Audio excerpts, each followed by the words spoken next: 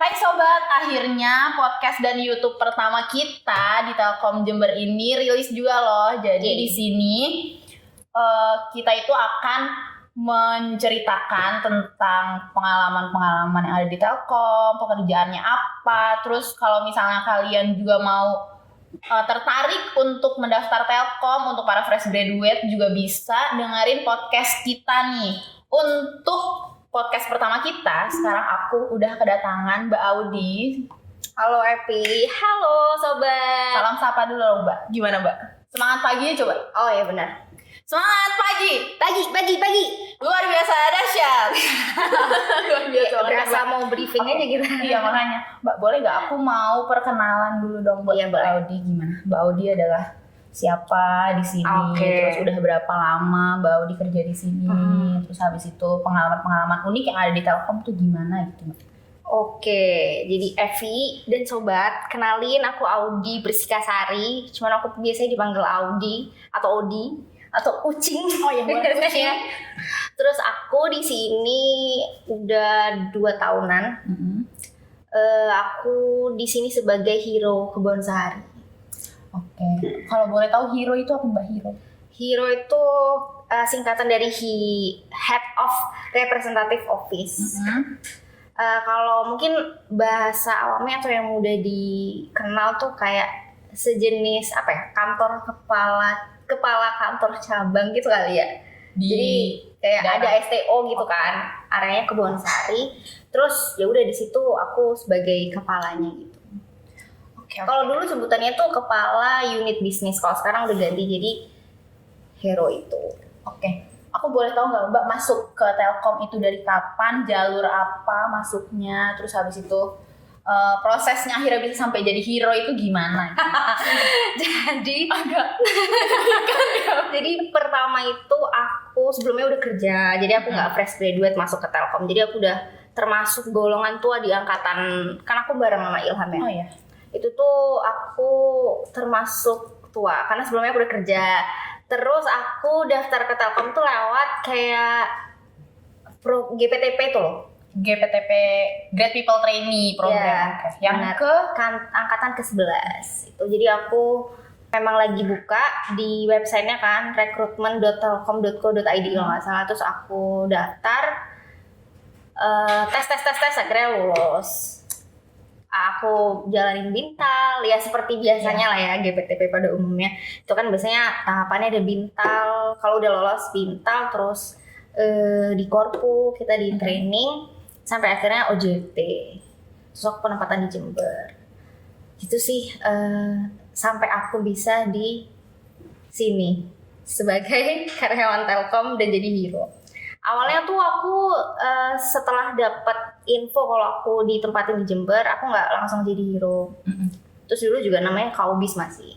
Jadi aku selama 3 bulan tuh masih jadi karyawan dalam masa percobaan atau KDMP. Itu di mana Mbak posisi? Udah di Jember tuh ceritanya. Di Jember di sama siapa ya? Bagiannya tuh aku masuk marketing, terus emang udah diarahin untuk jadi Kaubis atau hero. Tapi dievaluasi tuh, aku gantiin ada tuh namanya Mbak Eka yang sekarang ada di CC dan Plaza. Itu aku diminta untuk jadi asistennya itu, asisten Kaubis. Sampai akhirnya udah KDMP selama 3 bulan, akhirnya diangkat kartap sehingga jadi hero sampai sekarang di Kebon Sari. Gitu. Oke, terus aku mau nanya untuk perbedaan ya Mbak, perbedaan waktu dulu masih KDMP kan masih jadi asisten Kaubis ya.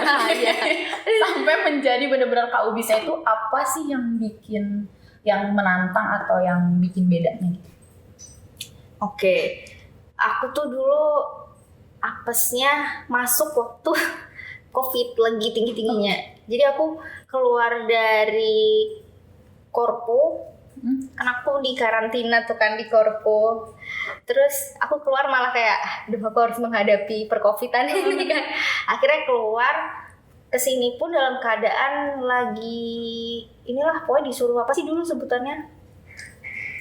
Karantina apa sih? Isolasi apa? Isolasi mandiri gitu. Ya zamannya isoman lah apa. Jadi aku datang ke sini tuh sempat takut bakal dikarantina di JSG, gornya Jember itu. Karena kan aku dari luar kota, apalagi dari Surabaya kan waktu itu daerah yang termasuk rawan sama COVID gitu kan.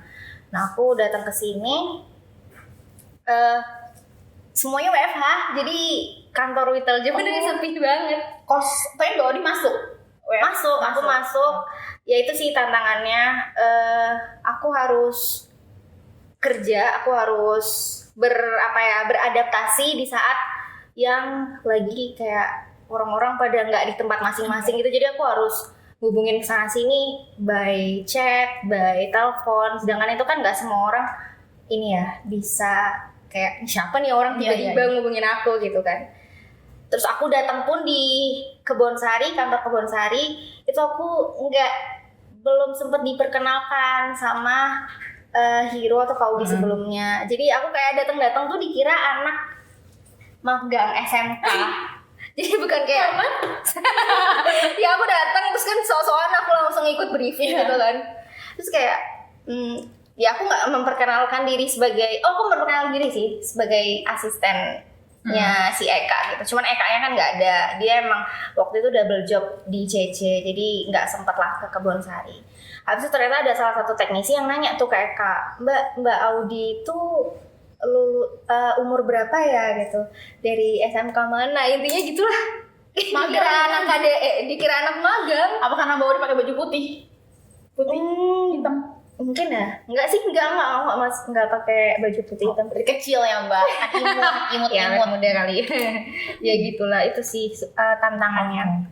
Berarti perbedaan setelah Mbak Audi akhirnya menjadi Hiro sekarang di Kebonsari, itu apa Mbak bedanya? Perbedaan? Oh ya, itu belum aku jawab ya. Bedanya ya sekarang karena udah pada kenal, terus semuanya udah ngerti, aku ngerti mereka bagiannya apa, terus mereka juga ngerti aku bagiannya apa, semuanya aku udah kenal, jadi koordinasinya lebih enak lah. Kalau dulu kan aku minta koordinasi ke siapa mungkin orang kayak siapa kamu gitu. Iya. Nah sekarang udah lebih enak aja. Bedanya itu sih. Iya. Karena koordinasi dan komunikasi sangat penting. Iya, benar.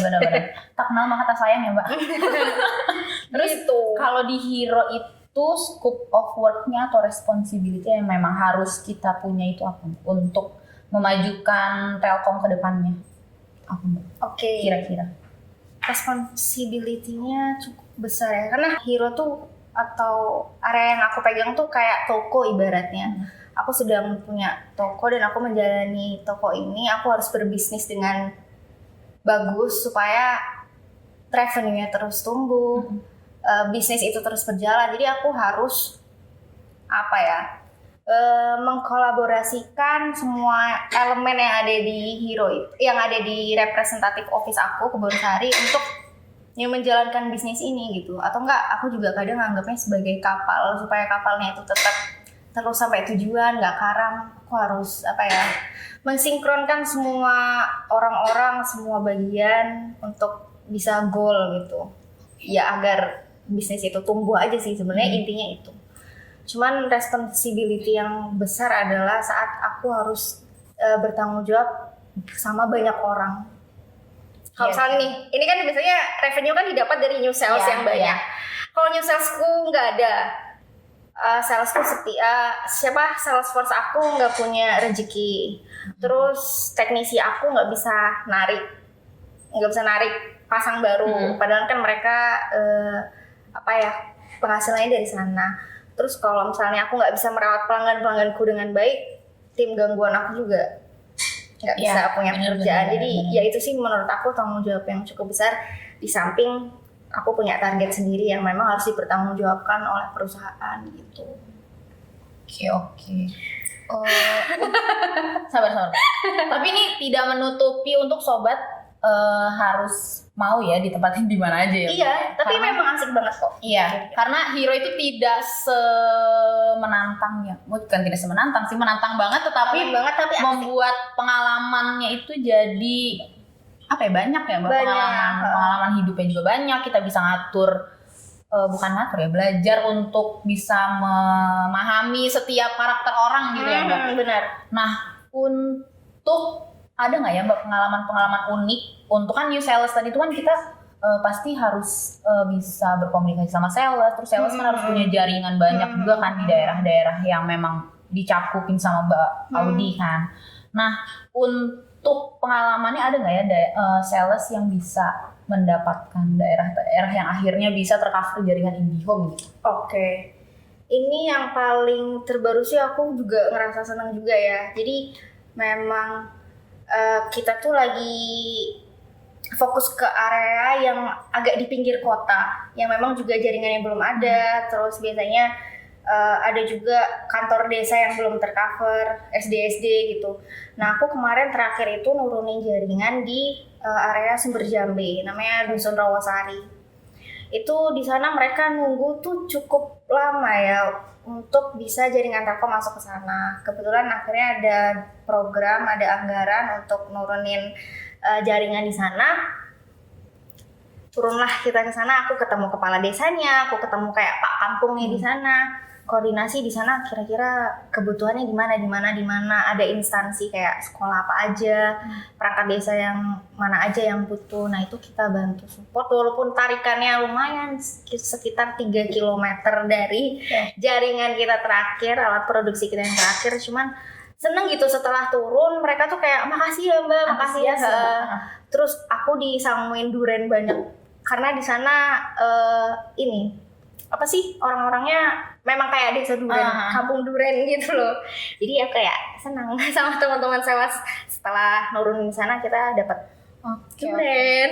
Iya, tapi itu memang pengalaman yang berharga juga. Kita bisa menyenangkan pelanggan yang memang pengen banget untuk punya jaringan IndiHome gitu ya di sini. Untuk yang selanjutnya mungkin aku pengen mengenalkan ke sobat semua untuk jadi di sini itu kita ada pekerjaan yang namanya Head of Representative Office. Salah satunya perwakilannya dari Mbak Audi yang sudah menjelaskan tentang hero itu gimana, dan setelah mendengar hero itu kita punya responsibility untuk membuat calon pelanggan itu bisa memuaskan calon pelanggan juga. Terus habis itu intinya membuat mereka itu puas dengan layanan-layanan kita gitu kan. Dan untuk yang terakhir bisa Mbak dikasih semangat atau dikasih kayak tips and tricks untuk menjadi hero-hero yang sukses. Gimana Mbak? Yang menyenangkan lah pokoknya. Tips dan trik ya, mungkin kalau teman-teman yang belum join ke Telkom harus banget join ke Telkom karena di sini kita lingkungan kerjanya seru banget, dan buat orang-orang yang pengen kayak ngabdi sama negara, maksudnya kayak berkontribusi buat negara, ini salah satu jalan sih, karena Telkom ada banyak banget program dan jalan untuk merealisasikan itu. Dan tips dan trik untuk sukses jadi hero untuk rekan-rekan yang mungkin udah masuk ya di Telkom dan mau jadi hero yang baik dan benar. Sebenarnya aku juga belum sih, cuman ya tipsnya sih lebih ke utamakan kepuasan pelanggan. Ini banget ya ini, tapi itu beneran sih ya. Karena aku merasa kepuasan pelanggan, kepercayaan pelanggan tuh yang pertama, dan aku selalu bilang ke teman-teman gitu. Jadi ya itu sih tips dan triknya, dan selalu loyal seperti ini kita akhlak kita yaitu salah satunya loyal. Jadi loyal amanah, karena kalau misalnya kita mau buat nakal atau curang tuh bisa aja, cuman yaitu amanah harus dipegang, jujur juga, terus loyal. Apapun kerjaannya kita harus dedikasinya setinggi mungkin, best effort biasanya. Oh iya benar, kita biasanya sebutnya best effort ya. Dan tetap ngerti sih, tetap ada di jalur yang benar. Ya, yang hero benar. Itu ya kan ada KPI-nya, ya tetaplah mengarah ke situ supaya menjadi hero yang Oke Mbak Audi, terima kasih banyak atas waktunya. Terima kasih banyak sudah mengganggu waktunya nih Mbak Audi nih. Enggak ya, sampai. Semoga podcast kali ini dan YouTube perdana kita kali ini bisa membuahkan hasil dan bisa membuat para sobat itu tertarik untuk bekerja ya, join dan bekerja juga di Telkom. Apalagi mungkin ada sobat yang mau ke Witel Jember gitu, masih sangat terbuka ya Mbak. Sangat terbuka. Apalagi kalau misalnya mau jadi hero, jangan takut-takut jadi hero, karena hero itu salah satu pekerjaan yang sangat berarti dan juga salah satu pekerjaan yang memang keren. Bisa berkontribusi yang keren juga untuk Indonesia. Gimana tutupnya detail? Penutupannya gimana? Oke. Udah selesai ya sih. Oke, kalau gitu terima kasih banyak sobat. Sampai ketemu di podcast selanjutnya, dan juga karena kita juga belum punya nama programnya ya. Jadi kalau misalnya ada yang mau kasih saran, boleh banget komen di bawah atau bisa apalagi ya like, subscribe, share ke teman-teman kalian semua. Oke, kalau gitu sampai Jumat di lain kesempatan. Dadah. Bye-bye. Semangat pagi. Pagi. Luar biasa. Dadah.